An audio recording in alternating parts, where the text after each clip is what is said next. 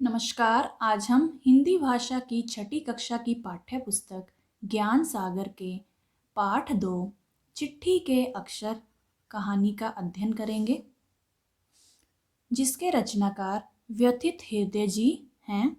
तो आइए इस पाठ का अध्ययन शुरू करते हैं। जैसा कि इस कहानी के शीर्षक से ही, चिट्ठी के अक्षर से ही पता चल रहा है कि इसमें किसी चिट्ठी के विषय में बताया गया है, उसकी बनावट, उसके अक्षरों के विषय में इसमें बताया गया है। तो आइए देखते हैं। सुबह के 10 बज रहे थे। मुझे डाक से एक चिट्ठी मिली। मैं लिफाफा खोलकर चिट्ठी पढ़ने लगा। कृपया करके मेरे अखबार के लिए एक कविता भेज दीजिए। चिट्ठी में क्या लिखा था कि कृपा करके मेरे अखबार के लिए एक कविता भेज दीजिए।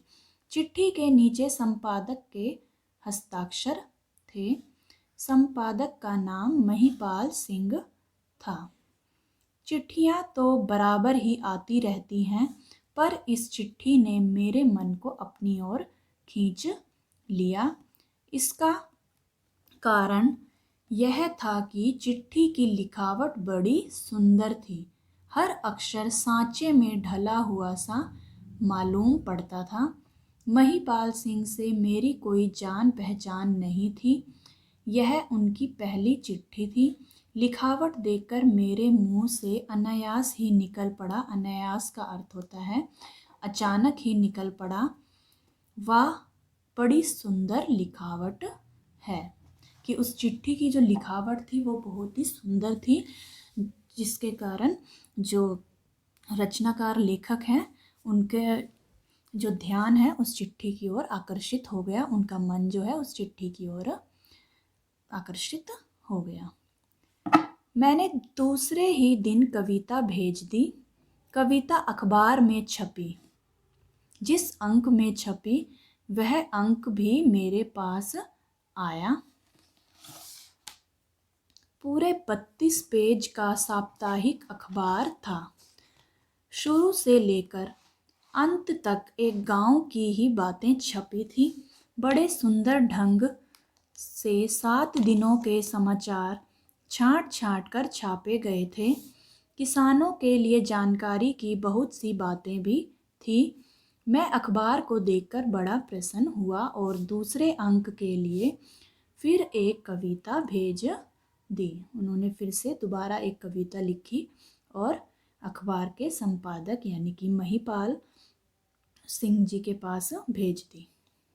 दूसरी कविता भी अखबार में छपी। अब मैं बराबर कविता भेजने लगा। महिपाल सिंह की चिट्ठियाँ भी समय समय पर आया करती थी। वे कभी कविता मांगते और कभी कहानी। मैं बराबर उनकी इच्छाओं की पूर्ति कर दिया करता था। इसका परिणाम यह हुआ कि हम दोनों के मन में एक दूसरे के लिए प्रेम पैदा हो गया। लगभग साल 1.5 साल बीत गया। महिपाल सिंह ने अपने एक पत्र में लिखा, यदि आपका कभी इधर आना हो तो मेरे यहाँ भी ठहरने की कृपा करें।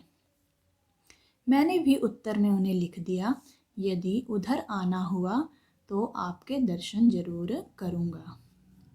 संयोग की बात 2-2.5 महीने बाद मुझे उधर एक शादी में जाना पड़ा। मैंने अपने आने की सूचना महिपाल सिंह को दे दी। नियत तिथि पर यानी उसी निश्चित तिथि पर मैं उस और बारात में सम्मिलित होने के लिए गया। जब बारात से छुट्टी पा गया तो महिपाल सिंह के घर गया। महिपाल सिंह अपने घर के बाहरी कमरे में कुर्सी पर बैठकर मेज के सहारे कुछ लिख रहे थे। मैंने दरवाजे पर खड़े होकर पूछा, क्या महिपाल सिंह जी हैं? महिपाल सिंह जी ने कुर्सी पर बैठे बैठे ही मेरी ओर देखते हुए पूछा, आप कौन हैं? मैंने उत्तर दिया, मेरा नाम अखिलेश शर्मा है। महिपाल सिंह उछल पड़े। उन्होंने तेजी के साथ आगे बढ़कर मुझे पकड़कर हृदय से लगा लिया और कहा, अरे शर्मा जी, आप क्षमा कीजिए। तो ये है महिपाल सिंह जी और ये हैं अखिलेश शर्मा जी।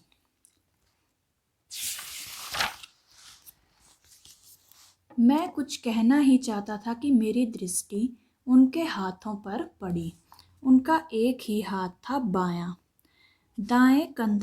दायां हाथ कंधे तक कटा हुआ था। मैं आश्चर्यचकित होकर उनकी तरफ देखने लगा।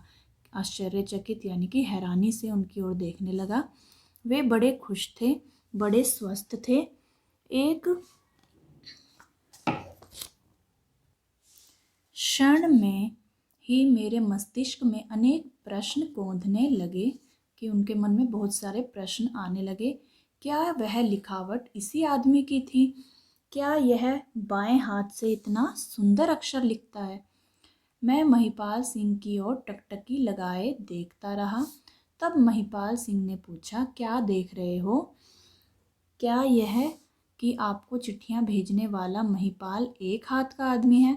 अरे भाई, यह जीवन है। जीवन में क्या हो सकता है कोई कुछ नहीं जानता। आप तो मेरे मन की बात भांप गए। किसने कहा? ये अखिलेश शर्मा जी कह रहे हैं। मैं सचमुच यही सोच रहा था कि क्या आदमी बाएं हाथ से भी इतने सुंदर अक्षर लिख सकता है। तो आगे महिपाल सिंह जी ने फिर क्या जवाब दिया? महिपाल सिंह ने जवाब दिया, शर्मा जी, दाएं बाएं में कुछ फर्क नहीं होता। जो गुण दाएं हाथ में होता है वही बाएं हाथ में भी होता है। यह तो व्यक्ति पर निर्भर करता है कि वह किस हाथ से काम करता है। हाथ मुंह धोने के बाद जब मैं महिपाल सिंह के साथ चाय पीने लगा तो मैंने उनसे पूछा, ठाकुर साहब, आप बाएं हाथ से कब से लिख रहे हैं? महिपाल सिंह विचारों में डूब गए। कुछ देर तक सोचते रहे, फिर बोले, इस वर्ष मेरी उम्र 55 वर्ष की है। मैं 40 वर्ष की उम्र तक फौज में था। निशाना मारने में बड़ा तेज था। बाएं और दाएं दोनों हाथों से सटीक निशाना मारता था। कि दोनों ही हाथों से वो बहुत ही सटीक यानी कि बिल्कुल ठीक ठाक, जैसा चाहिए वैसा ही। सटीक का अर्थ होता है बिल्कुल ठीक ठाक या जैसा चाहिए वैसा। कि मैं दोनों ही हाथों से बिल्कुल सही निशाना मारता था। संयोग की बात थी कि मुझे एक मोर्चे पर जाना पड़ा। एक दिन जब शत्रु को अपनी गोलियों का निशाना बना रहा था तो पास ही एक बम फटा और मेरा दाहिना हाथ कंधे तक उड़ गया। मैं गिर पड़ा। मुझे अस्पताल ले जाया गया। महीनों अस्पताल में पड़ा रहा। जब अच्छा हुआ तो सरकार ने मुझे पेंशन देकर सेवा से मुक्त कर दिया। सरकार ने मुझसे पूछा, सेवा से मुक्त होने पर मैं कौन सा काम करूँगा? मैंने उत्तर दिया, मैं पहले कुछ पढ़ूँगा लिखूँगा और फिर उसके बाद एक अखबार निकालूँगा। सरकार ने मेरे पढ़ने लिखने और अखबार निकालने का पूरा इंतज़ाम कर दिया। मैं घर आकर बाएं हाथ से लिखने का अभ्यास करने लगा। 4-5 साल तक मैं अभ्यास में ही लगा रहा। मैंने बहुत सी कविताएं लिखी, कहानियाँ लिखी और लेख लिखे। वे सभी चीज़ें मेरे पास मौजूद हैं। मेरी लिखावट उसी अभ्यास का परिणाम है कि उन्होंने 4-5 साल तक लगातार प्रैक्टिस की। अभ्यास का अर्थ होता है प्रैक्टिस, इंग्लिश में प्रैक्टिस कहते हैं। कि उन्होंने 4-5 साल तक पूरा अभ्यास किया और इसी अभ्यास का परिणाम क्या है कि उनकी लिखावट जो है इतनी सुंदर है। जब मैं लिखने में दक्ष हो गया, दक्ष का अर्थ होता है कुशल या निपुण हो गया, तो अखबार निकालने लगा। अब आप देख ही रहे हैं कि पूरे 32 पेज का अखबार हर सप्ताह निकालता हूँ। महिपाल सिंह अपनी बात खत्म करने के बाद उठे। उन्होंने 4-5 साल तक अभ्यास के रूप में लिखी हुई अपनी रचनाएं अलमारी से निकालकर मेरे सामने रख दी। मैं उनकी रचनाओं को देखने लगा। टेढ़े मेढ़े अक्षर। जब उन्होंने अभ्यास शुरू किया तो शुरू में कैसे अक्षर थे उनके? टेढ़े मेढ़े। दूर दूर अक्षर, कुछ दूर दूर थे अक्षर, फिर अलग अलग अक्षर, फिर सुधरे हुए, और फिर गोल गोल सुंदर अक्षर तथा सांचे में ढले हुए अक्षर। कि पहले जब उन्होंने अभ्यास कार्य शुरू किया तो पहले जब उन्होंने बाएं हाथ से लिखना शुरू किया तो टेढ़े मेढ़े अक्षर बने कुछ उनसे, फिर दूर दूर अक्षर बनने शुरू हो गए, अलग अलग बनने शुरू हो गए, लेकिन धीरे धीरे सुधार होते हुए फिर उन्होंने गोल गोल सुंदर अक्षर लिखना शुरू कर दिया। मैं मुग्ध होकर बोल उठा, ठाकुर साहब आप धन्य हैं। बहुत ही खुश हो गए वो उनके इस अभ्यास को देखकर, इनके मेहनत को देखकर।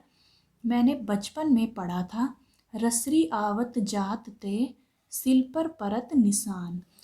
इसका अर्थ है कि यदि अगर रस्सी का जो, अगर जैसे कुआं होता है, कुएं से जब पानी निकालते हैं रस्सी के द्वारा, तो रस्सी से जो निशान उस कुएं के जो सील यानी उस पर पड़ता है, पत्थर पर पड़ता है, तो उस पर भी निशान बन जाते हैं। तो लगातार मेहनत, इसका अर्थ यही है कि लगातार मेहनत करने से व्यक्ति जो है अपनी मंजिल को पा सकता है। यदि वह चाहे तो वह अपने जो लक्ष्य है उसकी प्राप्ति कर सकता है। यहाँ पर इसी लोकोक्ति के माध्यम से बताया गया, रसरी आवत जात ते सिल पर परत निशान। कि अगर किसी पत्थर पर हम रस्सी को बार बार रगड़ें तो उस पर भी निशान पड़ जाते हैं, उस पत्थर पर भी निशान पड़ जाते हैं। तो उसी प्रकार यदि व्यक्ति मेहनत करता रहता है तो उसे उस मेहनत का फल अवश्य मिलता है। मगर आज अपनी आँखों से प्रत्यक्ष देख भी लिया, कि उन्होंने आज अपनी आँखों के सामने देख लिया यह सब होते हुए, कि व्यक्ति की मेहनत का परिणाम इतना शुभ भी हो सकता है। इतना कहने के बाद मैंने महिपाल सिंह जी से विदा ली। कि इतना कहने के बाद फिर वे उनसे विदा लेकर उनके यहाँ से चले गए। तो कहने का अर्थ यही है कि यदि व्यक्ति चाहे तो अपनी मेहनत के बल पर अपनी मंजिल को प्राप्त कर सकता है, यदि वह लगातार उस कार्य में लगा रहे। आशा करती हूँ आपको यह पाठ अच्छे से समझ में आ गया होगा। एक बार आप भी अपनी पाठ्य पुस्तक में से इस कहानी को अच्छे से पढ़ लीजिएगा। तो मिलते हैं अगली वीडियो में, तब तक के लिए नमस्कार।